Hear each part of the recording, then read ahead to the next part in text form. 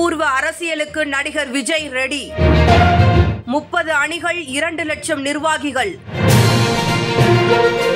ஆரம்பமே அதிரடி.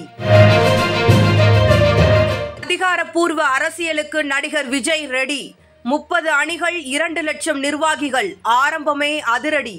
தமிழ் சினிமாவில் உச்ச நட்சத்திரமாக விளங்கும் நடிகரும் தமிழக வெற்றிக் கழகத்தின் தலைவருமான திரு விஜய் அவர்கள் கடந்த பிப்ரவரி மாதம் கட்சி தொடங்கி அரசியலில் தன் வருகையை பதிவு செய்து கள்ளக்குறிச்சி கள்ளச்சாராய நிகழ்வு, மாணவர்களுக்கு விருது வழங்கும் விழாவில் நீட் குறித்த கருத்துக்கள் என்று திமுக, பாஜக போன்ற பெரிய கட்சிகளின் தவறுகளை விமர்சனம் செய்தும் வந்தார். நடிப்புக்கும் குட்பை சொல்ல இருக்கும் திரு விஜய் விரைவில் வெளிவர இருக்கும் கோட் படப்பிடிப்பில் பங்கேற்று வருகிறார். இந்நிலையில் கட்சியில் 30 அணிகள் உருவாக்கி 2 லட்சம் பேரை நிர்வாகிகளாக நியமனம் செய்ய இருப்பதாக தகவல் வெளியாகியுள்ளது. இது குறித்த தகவல்களை இந்த செய்தி தொகுப்பில் காணலாம். விஜய் தனது அரசியல் வாழ்க்கைக்கு வெகு நாட்களாக சிறு சிறு விதைகளை தூவி அறுவடை செய்யும் முனைப்பில் கச்சிதமாக செயல்பட்டு வந்தது அனைவரும் அறிந்ததே.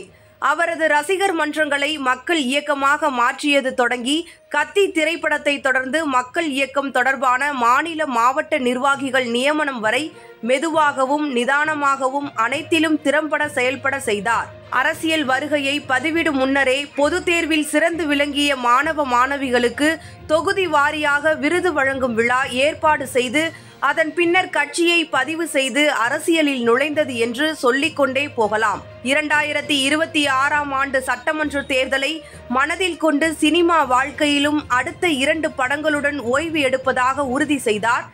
இவ்வாறு கட்சி பணியின் அடுத்த கட்டமாக கட்சி உறுப்பினர்களுக்கு தொழில்நுட்ப அணி, வழக்கறிஞர்கள் அணி, தொழிலாளர் அணி, ஓட்டுநர் பிரிவு, மீனவர் அணி, மாணவர் அணி, மகளிர் அணி உள்ளிட்ட 30 அணிகளை உருவாக்குவதற்கான ஏற்பாடுகள் நடைபெற்று வருகிறது. இதன் மூலம் அந்தந்த அணிகளுக்கு தலைவர், செயலாளர், பொருளாளர், நிர்வாக குழு உறுப்பினர் என சுமார் 2 லட்சம் பேருக்கு பதவி வழங்கவும் திட்டமிட்டுள்ளதாக கூறப்படுகிறது. இவ்வாறு அந்தந்த அணிகளுக்கு நிர்வாகிகள் நியமனம் செய்யப்பட்ட பின்னர் அக்டோபர் மாதம் விஜய் அவர்களின் முதல் அரசியல் மாநாடு நடைபெறும் என எதிர்பார்க்கப்படுகிறது.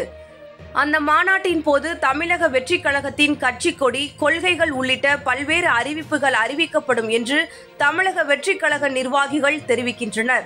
அது மட்டுமின்றி 2026 சட்டமன்ற தேர்தலுக்கு முன்னர் 5 மண்டல மாநாடுகள், பல மாவட்டங்களில் பொதுக்கூட்டங்கள், தொகுதி வாரியாக பாத யாத்திரை உள்ளிட்ட நிகழ்வுகள் நடைபெறும் எனவும் 2025 முதல் தேர்தல் நாள் வரை விஜயின் அரசியல் பயணம் பெரிய அளவில் பேசப்படும் என்கின்றனர் ஆதரவாளர்கள்.